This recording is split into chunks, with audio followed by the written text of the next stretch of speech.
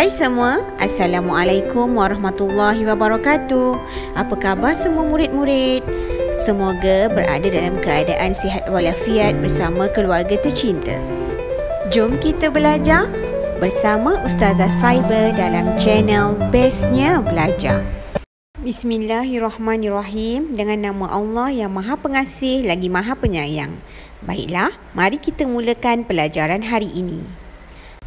Apakah cerita yang terdapat di dalam gambar yang Ustazah berikan ini? Mari kita lihat satu persatu. Terdapat sekolah, masjid, pondok telefon, taman permainan dan juga perhentian bas. Baiklah, kesemua gambar ini adalah merupakan harta benda awam untuk digunakan bersama-sama.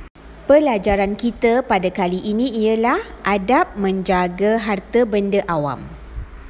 Baiklah murid-murid, mari kita lihat apakah dia adab menjaga harta benda awam ataupun bagaimana caranya kita menjaga harta benda awam.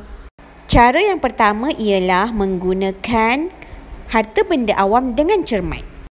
Cuba murid-murid lihat di dalam gambar. Sekiranya kita ingin menggunakan telefon awam, maka tanggungjawab kita adalah menjaganya dengan baik. Jangan sesekali kita menconteng ataupun merosakkan telefon tersebut. Yang kedua ialah mematuhi peraturan yang ditetapkan. Contoh yang diberikan ialah sekiranya kita berada di dalam perpustakaan, kita perlulah mematuhi peraturan yang disediakan. Peraturan penting di perpustakaan ialah kita perlu menjaga buku yang kita akan pinjam itu dengan sebaik yang mungkin supaya dapat memberi kepada orang lain. Baiklah, adab yang ketiga ialah bertimbang rasa terhadap pengguna lain. Sebagai contoh, ketika berada di jalan raya, kita perlu sentiasa bertolak ansur ketika memandu. Berikan laluan kepada kenderaan yang ingin bergerak dengan cepat agar perjalanan mereka dan kita selamat.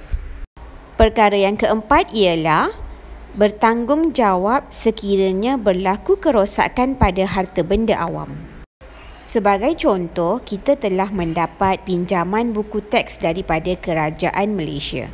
Jadi, apa yang perlu kita buat ialah kita perlu membalutnya supaya tidak akan berlaku kerosakan pada buku pinjaman tersebut.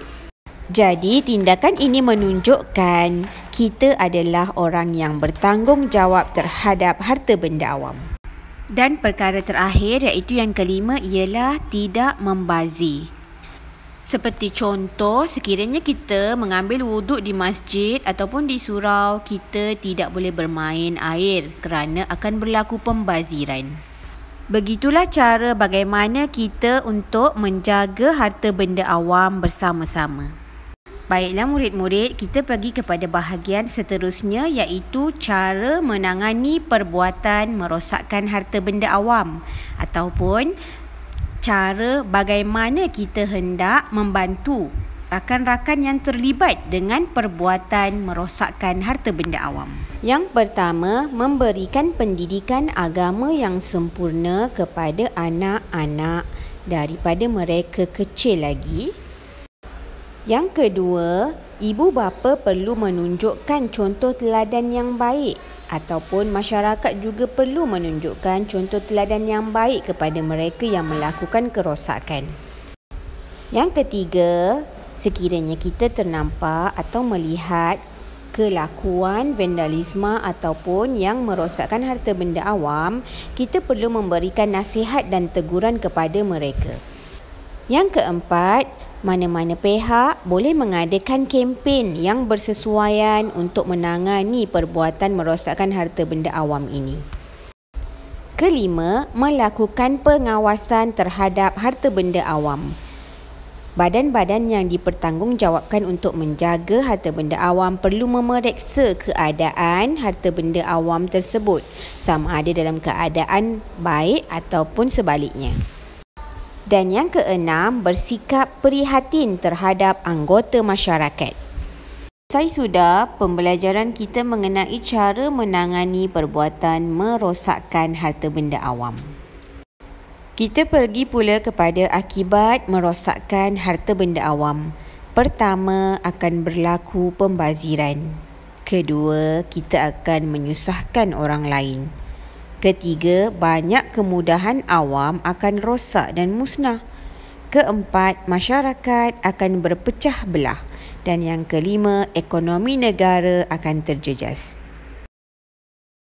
Baiklah, kita pergi kepada bahagian ketiga pembelajaran kita, iaitu kepentingan mengamalkan adab terhadap harta benda awam. Kepentingan mengamalkan adab terhadap harta benda awam bagi individu ialah melatih diri supaya lebih berdisiplin. Dan yang kedua, dapat memberikan kemudahan dan keselesaan kepada pengguna lain. Ini adalah dari segi individu. Kemudian kita pergi kepada masyarakat. Apa yang akan masyarakat dapat sekiranya semuanya mengamalkan adab terhadap harta benda awam? Yang pertama, dapat mewujudkan suasana harmoni di kalangan masyarakat. Dan yang kedua, masyarakat dapat memanfaatkan penggunaan harta benda awam dalam tempoh yang lama. Kepentingan mengamalkan adab terhadap harta benda awam bagi sesebuah negara ialah dapat menaikkan imej negara tersebut.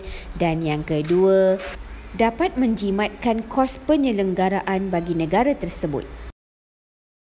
Sebelum kita menamatkan pembelajaran pada hari ini, Ustazah meminta murid-murid semua untuk membuat ulang kaji pelajaran di dalam buku teks muka surat 195 hingga 198. Ada 3 perkara penting yang perlu diingat dalam pembelajaran ini, iaitu yang pertama, adab menjaga harta benda awam. Bahagian kedua ialah cara menangani perbuatan merosakkan harta benda awam dan juga akibat merosakkan harta benda awam. Dan bahagian yang terakhir ialah kepentingan mengamalkan adab terhadap harta benda awam. Sekian saja buat kali ini. Syukran jazilan dan Assalamualaikum.